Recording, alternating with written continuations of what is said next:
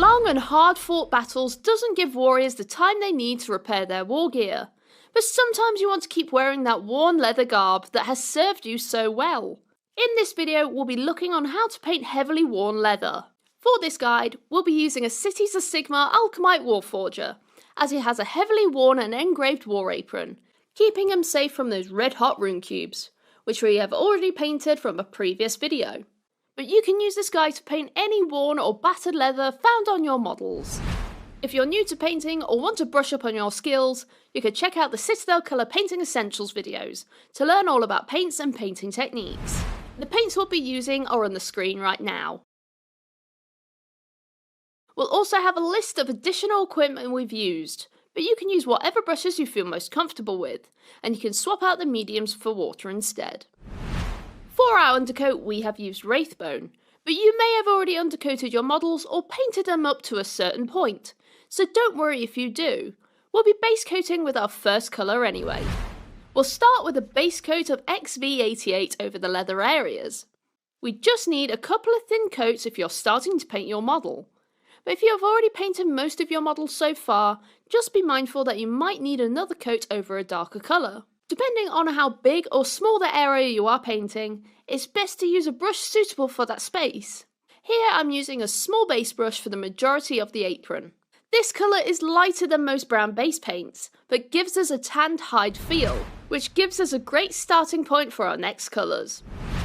Next we'll thin down 1 part snakebite leather with 2 parts contrast medium. We'll use this to shade all over the XV88 we just painted, giving it a slight shade but also adding a bit of saturation to the leather, adding a slightly browner tone to it. We don't want to apply too much though, so we'll be using a medium layer brush as it gives us enough control to apply this colour without applying too much. If you find it starting to pull though, just soak it away with a clean, dry brush.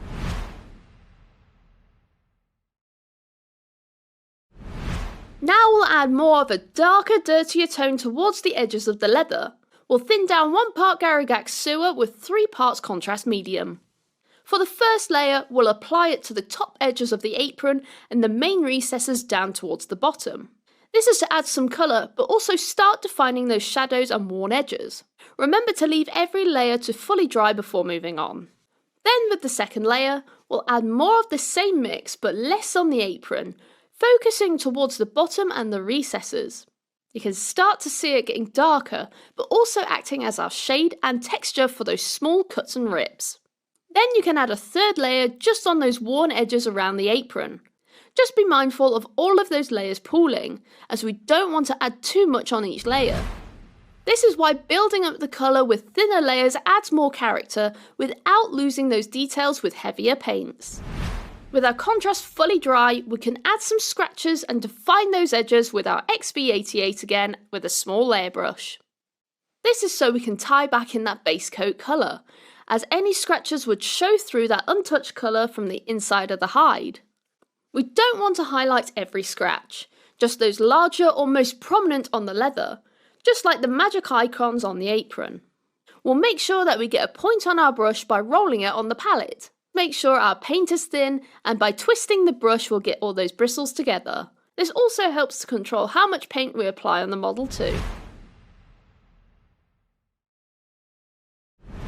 And to finish off our leather, we'll add a smaller edge highlight of Xandru dust on top of the scratches and edges we've already applied.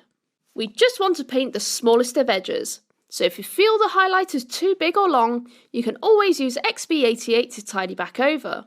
The sharper those highlights are on the most raised areas, the more defined and worn this leather will look.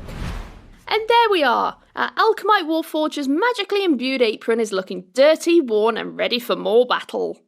For more tutorials, tips and tricks, check out citadelcolour.com or head to your local Warhammer store where our amazing staff will be happy to help you. Well, we hope you enjoyed this video and we'll see you next time.